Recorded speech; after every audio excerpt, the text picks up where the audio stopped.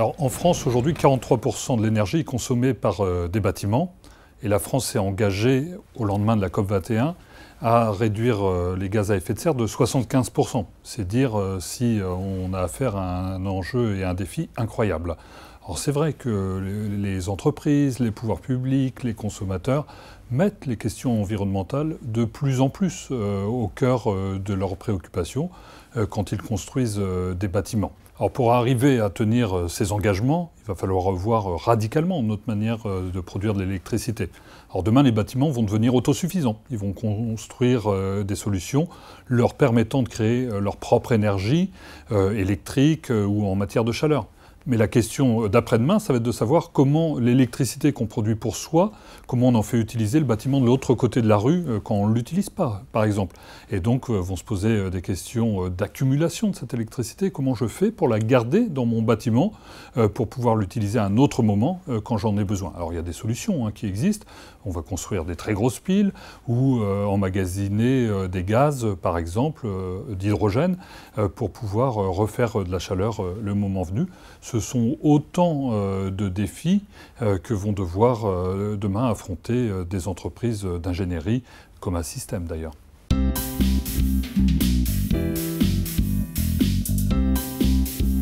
Alors, dès que tout devient interconnecté, effectivement, la sécurité devient prépondérante parce que vous ne pouvez pas mettre à mal la sécurité de votre bâtiment, l'électricité, la chaleur, parce que quelqu'un viendrait s'introduire dans votre système ou parce qu'il tomberait en panne.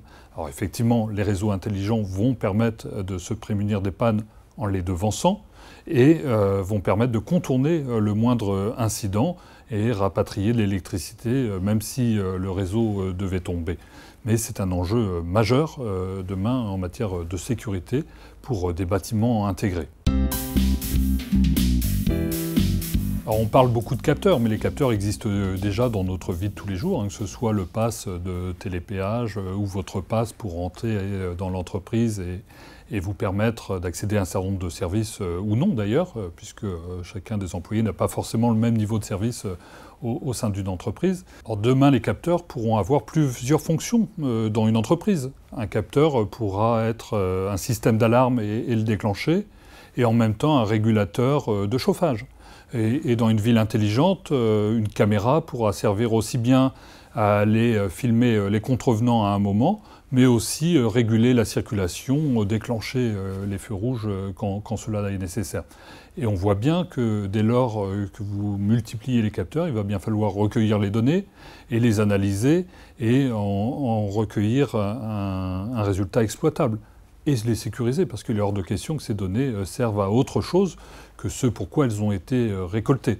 Et c'est en cela qu'il y a des modèles ouverts d'ailleurs à concevoir avec des entreprises qui s'engagent sur la sécurité de ces données, parce que les consommateurs demain veulent que les données qui leur appartiennent, qui décrivent parfaitement ce qu'est leur vie, soient parfaitement sécurisées, parce qu'ils ne veulent pas que ces données soient utilisées à autre chose qu'au service auquel ils prétendent.